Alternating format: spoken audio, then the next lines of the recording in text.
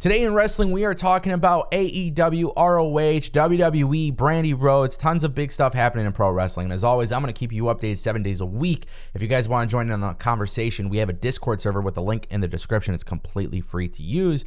Unless you're a member on the channel, you get VIP access. All right, guys, I want to kick things off with WWE Smackadias. That's a brilliant idea. Quite honestly, when I saw this, I was just thinking, wow, WWE really wants their name to be absolutely everywhere, and that's what this move actually does. Now, first, if you're not familiar with what a ghost kitchen is, I'm going to do my best to explain it. It is 2022, and this is a very real thing. You may have seen Mr. Beast Burger, which I think now Mr. Beast is actually trying to do physical locations, but for the most part, it's been a ghost kitchen. Now, the concept of a ghost kitchen is simple.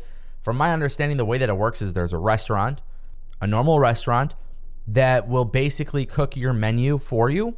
And then DoorDash, Grubhub, and all of those, delivery apps will basically go to this kitchen and pick up this order and deliver it to your customers.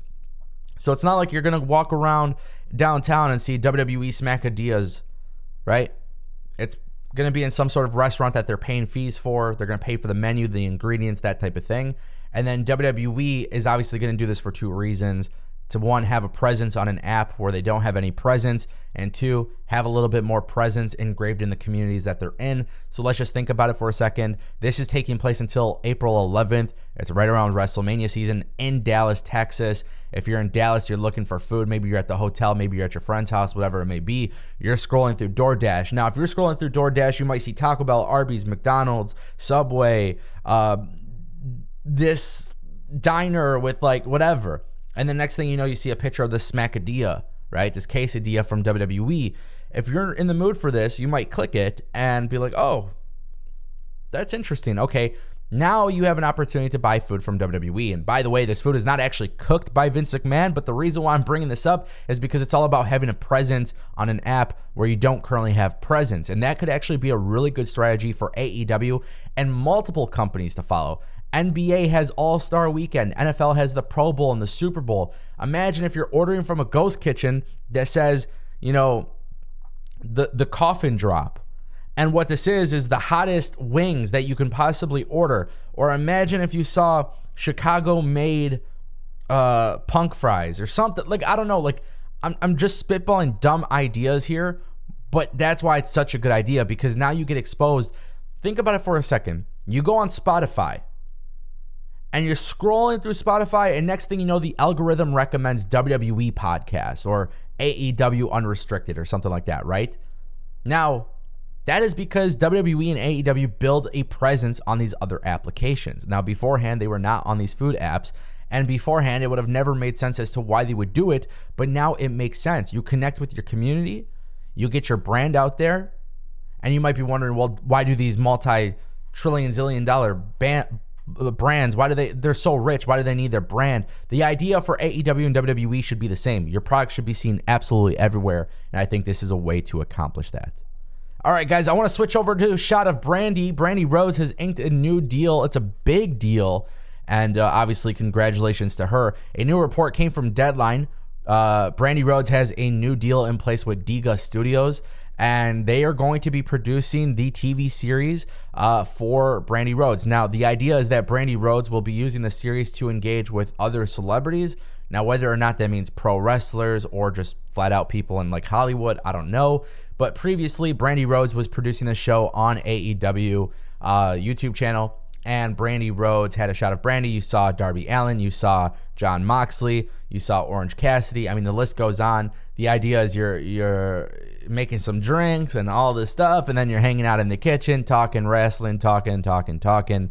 And honestly, I think it's a wonderful idea. I've been somebody who advocates for content creation for literally a long time. I think if you have a platform or a goal to create a platform where people can come together and talk about whatever it is, whether it's wrestling or sports or whatever it may be, I think it's important to have. For me, having this YouTube channel, my goal is to bring people together for pro wrestling. And eventually, I have ideas on how to turn this YouTube channel into a bigger stage than just wrestling news. But that takes time, it takes resources and everything. Brandi Rhodes already has that. Now her and Diga Studios, they're going to actually be pitching the show to different television networks and streaming networks. Now, I don't know what the case will be, but this pretty much confirms that Cody Rhodes and Brandi are not together in WWE. Obviously, things can change, but Brandi going her separate way with this type of stuff is a beautiful idea. And I think she'll be successful with this. I really do. Now, obviously, it depends on the celebrities that you have. With Cody going to WWE, it would be nice for WWE to lend out some wrestlers for this. And the reason why I say that is because I don't know if this is the case, but you look at WWE and the way that they handle content and reality shows and all of this stuff. Plus, they got Peacock and they got $7 Productions and they got all these companies they're associated with. It wouldn't be a bad idea for Diga Studios to produce the show and maybe, just maybe, get it involved in WWE's capacity. It's in some capacity, whether it's the network, whether it's YouTube. I think Brandi Rhodes having that relationship would be massive for her. And it's not like she's a nobody to WWE. She obviously worked in WWE for years. So it would be very interesting, but I think it's a cool thing to have something like this. And I hope it works out for her.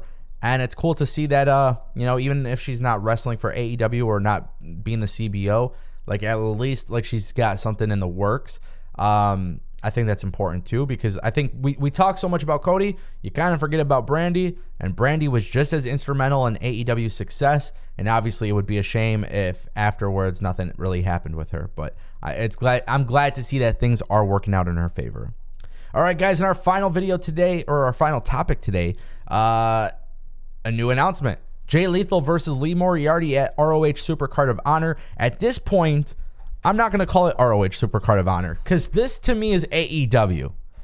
We're going to have the AEW production team out here making ROH look like a freaking amazing high quality show. It's cool. I like it. It serves its purpose.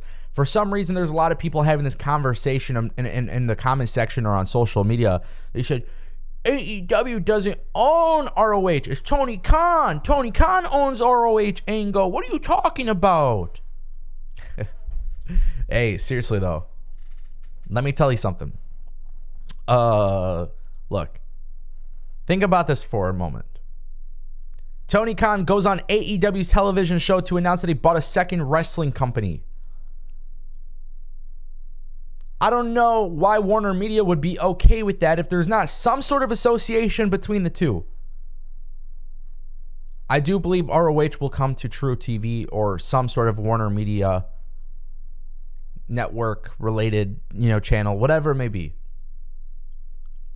I do believe that ends up in the long run. Now, as far as ROH Supercard of Honor, I really hope AEW's Tony Khan figures out a way to make sure it's not just an AEW event.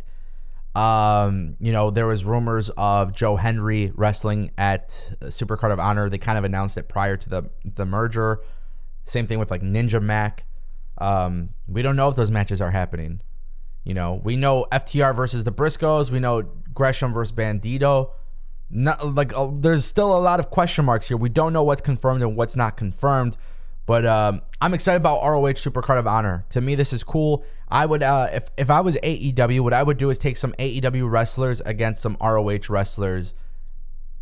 ROH wrestlers that were previously contracted, and I think that would be massive. And then I would also try to book Deonna Purrazzo versus Britt Baker, because that could be a big match too. I don't know. It's going to be a very, very interesting night, but Friday, April 1st, ROH Supercard of Honor is taking place, and now we are getting more announcements from Tony Khan, and I'm excited. Let me know what you guys think in the comment section down below, and I'll see you next time.